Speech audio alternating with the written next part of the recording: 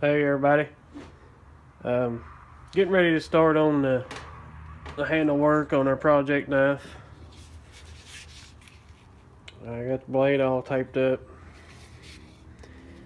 and getting ready to drill scales.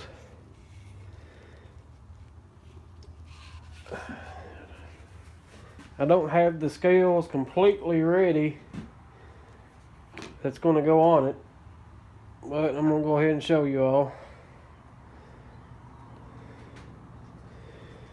This is stabilized corn on the cob. It's book matched, but I'm going to put some white liners on this, I believe. White or yellow. Haven't made my mind up yet. And I was going to drill them today. That's why I'm doing the video. But I decided the last minute I think they need some liners on them. And this may be the last video I get to do for a week or so. As you can see, I got my work cut out for me here. Getting ready to start on a new batch. Finishing up the batch I'm working on. I actually got one in my sanding vise right now with carbon fiber. But I've got a set of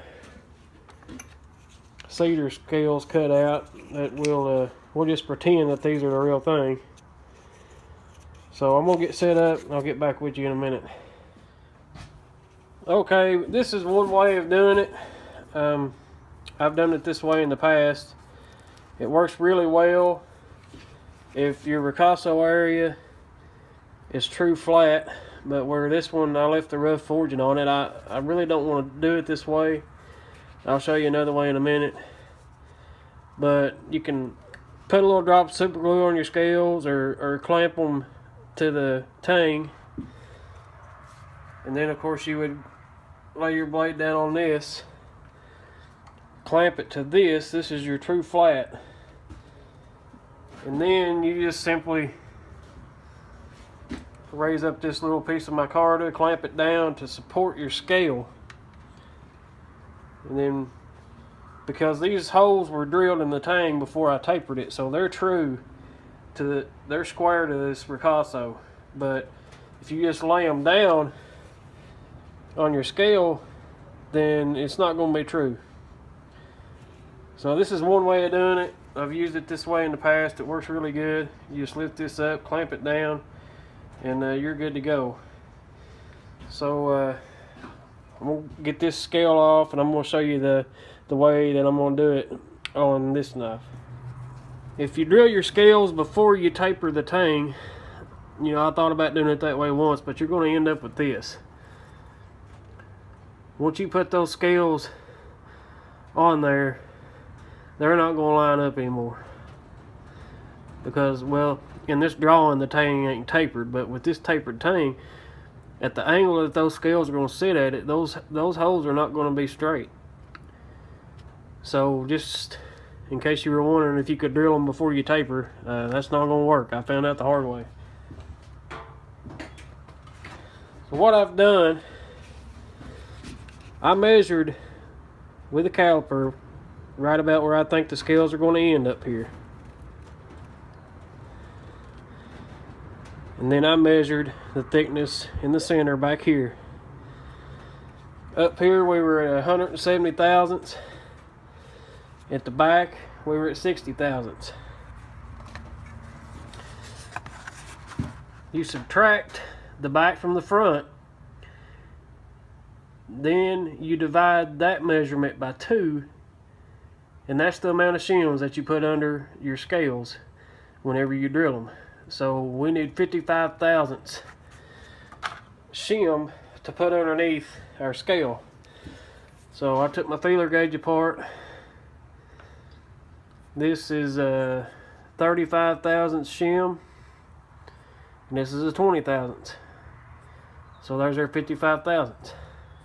Alright everybody, now this way will not work if your scales are not true flat. If you're using stag or or ivory or something like that, you're going to have to do it the other way that I showed before. But this way will work on true flat scales. You see I got my shims put underneath the back end of the scale here.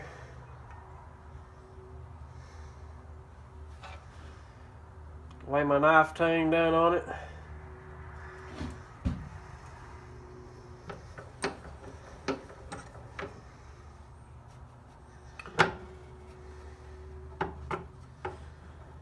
You see that drill bit goes right through there. And of course I don't have my drill plugged up.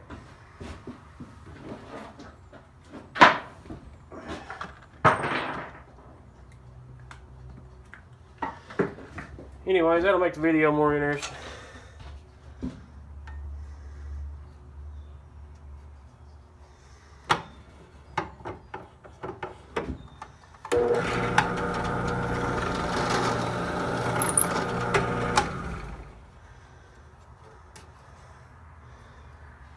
Whenever you're drilling pinholes, I use these things.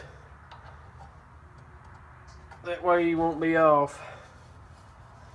Scoot it up to the front.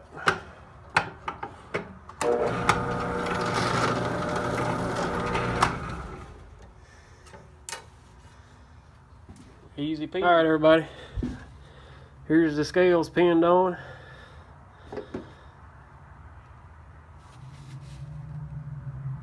You can really see the taper in that tang with the scales on it. But no gaps. There is a gap in the front, but that's because it goes up onto the rough forge and it's a little bit past where I tapered. So the other scales won't be going up that far.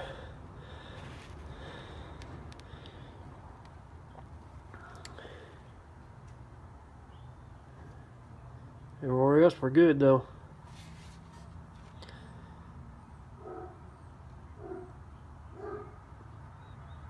Also, I want to mention, you want to make sure that your drill press table is square.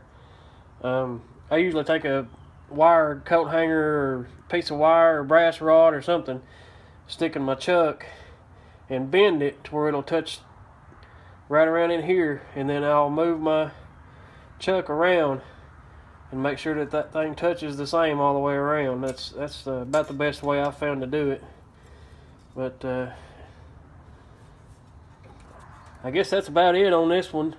I guess I can show y'all whenever I put the handle skills on and all that good stuff. But I'd like to thank y'all for watching, and hope I didn't bore you to death.